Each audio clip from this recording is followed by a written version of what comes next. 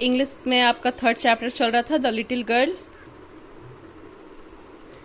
जिसमें हमने यहाँ तक का एक्सप्लेन हो चुका था कि उसकी दादी उसको बताती है कि तुम्हारे पिता का अगले वीक में बर्थडे, तुम्हें उनके लिए कुछ प्रेजेंट देना चाहिए।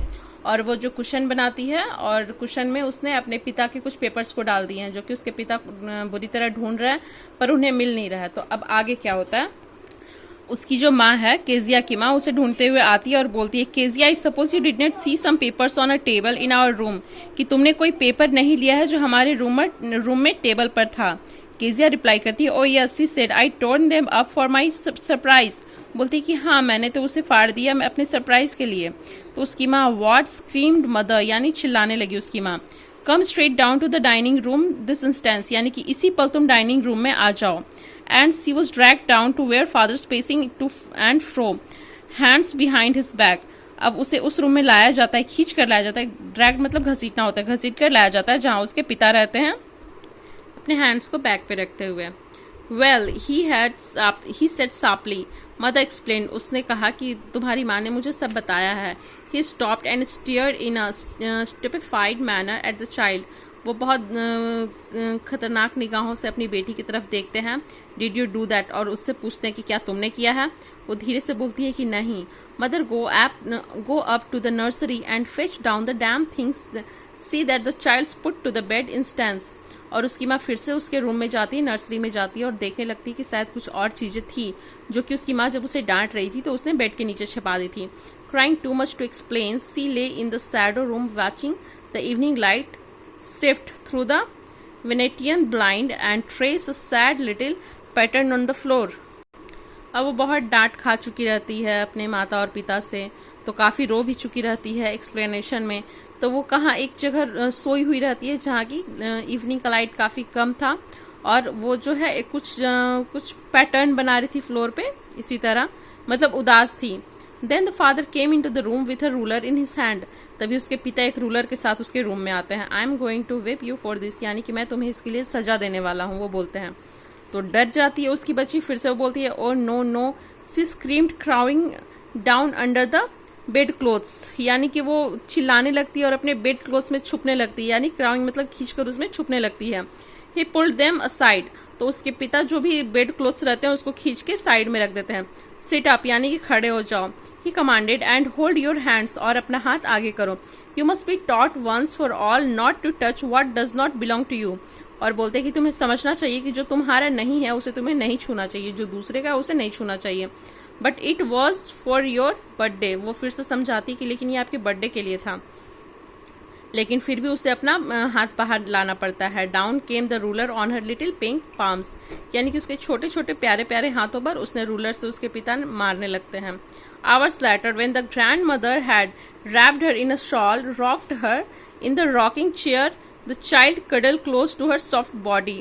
काफ़ी घंटों के बाद उसकी जो दादी माँ है वो उसे शॉल में लपेट कर लाती है और जो झूला झूलने वाला चेयर होता है ना उस पर बैठाती हैं, मतलब उसको गोदी में लेकर बैठती हैं, और वो जो है उसकी सॉफ्ट बॉडी मतलब उसकी अपनी दादी की गोद में चिपकी हुई रहती है।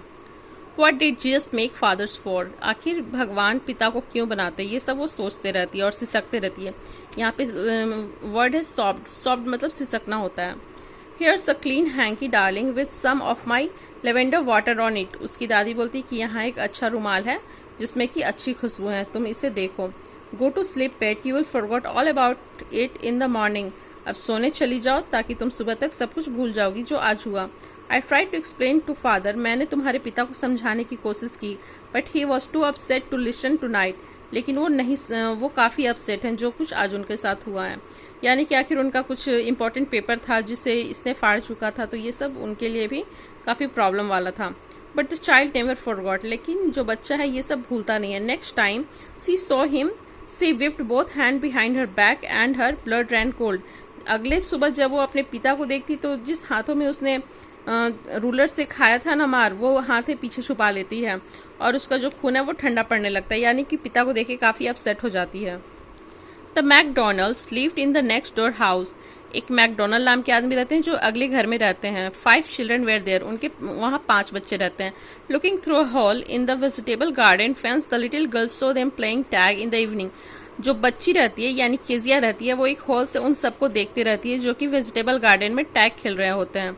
The father with the baby Mac on his shoulder, 2 little girls hanging on his coat tails, यानी कि उनके कंधों पे बच्चे झूल झूल कर खेल रहे हैं, 2 लड़कियां हैं। रैंड राउंड एंड राउंड, यानी कि गोल गोल घूमकर सब खेल रहे हैं। The flower bed shaking with laughter, यानी कि सब तरफ बस हंसी का गूंज है। Once he saw the boys turn the hose on him and he made a great grab at them, यानी कि गोल गोल घूमकर उनके बच्चे भी खेल रहे हैं, उन पे ग्रैब हो रहा है।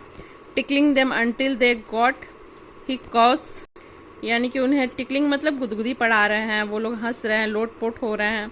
Then it was see decided there were different sorts of father, तो जो है केजिया को लगता है कि बहुत तरह के फादर होते हैं, क्योंकि जो केजिया के फादर है वो थोड़े मूडी हैं, शांत मिजाज हैं और वो हंसी खेल नहीं करते हैं। और यहाँ पे एक मैकडोनल्ड है जो अपने बच्चों के साथ खेल रहे हैं। Suddenly one day mother became ill, अचानक एक दिन क्या होता है, केजिया की माँ बीमार पड़ जाती है। And she and grandmother drop into a closed carriage, तो क्या होता है कि जो केजिया की माँ है और उसकी दादी दोनों को एक गाड़ी में भेज दिया जाता है, मतलब कहीं बाहर, ताकि वो मतलब टाउन भेज दिया जाता है जहाँ पे डॉक्टर वगैरह से इलाज हो सके। The little girl was left और in the house with Alice the general, तो जो केजिया रहती है वो घर में जनरल जिनका नाम एलिस रहता है उनके साथ रहती है। That was all right in the day time, दिन में तो सब कुछ ठीक था, बट वाइल एलिस वॉज, दिन में तो सब कुछ ठीक था लेकिन जैसे ही रात होगा उसका क्या, वो तो डर ही जाएगी। What will I do if I have a nightmare, अगर क्या होगा मुझे रात में बुरे सपने आएंगे, वो पूछती है। I often have a nightmare, मुझे काफ़ी बार बुरे सपने आ चुके हैं। And Granny takes me into her bed, और जो ग्रैनी है वो मुझे अपने रूम में अपने बेड पर ले जाती है। I can't stay in the dark, मैं अंधेरे में नहीं रह सकती हूँ। It all gets whispery, ये बहुत डरावना होगा। What will I do if I do, अगर ये सब हुआ तो मैं क्या करूँगी। तो फिर वो जो है वो सिर्फ एलिस समझाती है, you just go to sleep child, तुम बस जाकर सो जाओ। Putting off her socks and waking them against the bed rail, उसके सॉक्स को खींचती है, मतलब जैसे प्यार से नहीं खींचती है, वेकलिंग मतलब प्यार से नहीं, झन्ना कर खींचना, खींचती है और उसे सोने के लिए बोलती है। And don't your holer out and wake your poor पा, और ज़्यादा चिल्लाना मत और अपने पिताजी को, बेचारे पापा को सोने देना। But the same old nightmare came, लेकिन क्या होता है कि वही नाइटमेयर आ जाता है, यानी कि एक बुचर हाथ में एक चाकू लिए हुए और एक रोब लिए हुए, यानी कि रस्सी और एक चाकू लिए हुए बुचर आ जाता है, उसके क्लोजर नियर और नियर आते जाता है और एक भयानक स्माइल के साथ उसे देख रहा होता है। While she could not move, और जो बच्ची है वो अपने आप को हिला नहीं पा रही है, मूव नहीं कर पा रही है, बस खड़ी है और चिल्ला रही है, ग्रैंडमा चिल्ला रही है। और फिर क्या, वो कांपते हुए उठ जाती है, सिवरिंग मतलब कांप रही है, कांपते हुए उठ जाती है और क्या देखती है कि उसके पिता उसके बगल में खड़े हैं, हाथ में कैंडल लिए हुए अपने हाथ में। What's the matter he said, वो पूछते हैं आखिर क्या हुआ, तुम क्यों चिल्ला रही हो। तो बोलती है कि oh a butcher a knife I want granny, बताती है कि एक बुचर था, उसके हाथ में नाइफ था, मुझे ग्रैनी के पास जाना है। He blew out the candle, bent down and caught up the child in his arms, वो जो कैंडल है उसे बुझा देते हैं, झुकते हैं और अपनी बच्ची को गोद में लेते हैं। Carrying her along the passage to the big bedroom, उसे लेकर बड़े बेडरूम में ले जाते हैं। Newspaper was on the bed, एक न्यूज़पेपर उनके बेड पर था। एक half smoked cigar balanced against his reading lamp, और एक सिगार था उनके रीडिंग लैम्प के सामने। तो सिगार को वो क्या करते हैं, जलने वाली जगह पर फेंक देते हैं, पेपर को वहाँ से हटा देते हैं। और ही ले डाउन बिसाइड हर, और उसे अपने बगल में सुलाते हैं। Half a slip still with her butcher smile all about her, अब उसे कुछ नहीं समझ में आ रहा, मतलब उसे उतना डर नहीं लग रहा है। It seemed she crept close to him, वो अपने पिता के समीप जाकर सो जाती है। Snuggled her head under his arms and held tightly his pyjama jacket, वो अपने पिता के क्लोज में जाकर सो जाती है और टाइटली उन्हें पकड़ लेती है। Then the dark did not matter, अब जो है अंधेरा उतना मायने नहीं रख रहा है, क्यों, क्योंकि उसके पिता उसके साथ है। See lay still here rub your feet against my leg and then warm said father, और उसके पिता बोलते हैं कि तुम्हारा पैर काफ़ी ठंडा है, तुम इसे मेरे पैर में थोड़ा सा रगड़ लो ताकि वो गर्म हो जाए। Tried out he slept before the little girl, और वो सो जाते हैं, अभी बच्ची सोई भी नहीं थी फिर भी वो सो जाते हैं। फनी फीलिंग केम ओवर, उसे लगता है कि आखिर मतलब वो पिता के साथ सो रही है तो इसके लिए फनी था। Not so big after all and with no one took him after him, he was harder than grandmother. ये जो इसे लग रहा है कि इसके पिता जो हैं थोड़े अपनी ग्रैंड मदर से हार्डर तो हैं, लेकिन ये भी अच्छा हार्डनेस है, क्योंकि उसके वो अपने पिता के साथ सोने का पहला फीलिंग है, उसे अच्छा लग रहा है। And every day he had to work was too tired to be a mister McDonald. और वो सोचती है कि मेरे पिता को हर रोज कितना काम करना पड़ता है, इसलिए वो मिस्टर मैकडोनल्ड टाइप के नहीं बन पाते हैं। She had turn up all his beautiful writings. आखिर मैंने उनके सारे जो कीमती पेपर थे मैंने उसे फाड़ दिया था, इसलिए उन्होंने मुझे डांटा। मतलब उसको अब सब कुछ समझ में आ रहा है। What's the matter asked father, another dream. फिर अचानक क्या होता है, सी स्ट्रेयर्ड सडनली, अचानक फिर से उसे कुछ बुरा थी, वो कांपने लगती। तो उसके पिता पूछते हैं क्या हुआ, तो फिर वो बोलती है कि दूसरा सपना।